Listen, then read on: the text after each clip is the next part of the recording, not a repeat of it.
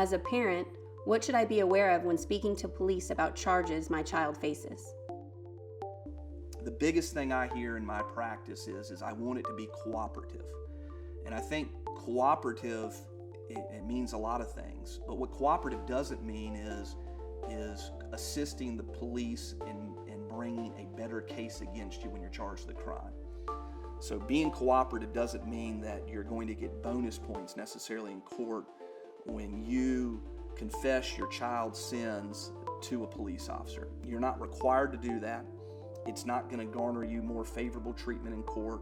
The only thing it's going to do is make the case easier for the government to make when they go to court. The other thing you run the risk of is you run the risk of having the police misinterpret what in fact you said. So I have more parents that get aggravated because they hear a police officer is recounting what they said to them during the course of a criminal investigation. And they say, well, that's not what I said. And my next question is, well, did you document or did you record the interaction? And the answer is usually no. So the easiest thing to do when you're dealing with police officers and they're asking you questions about things that your kids may or may not have done is you're not required to answer those questions, and your silence can never be used against you as well.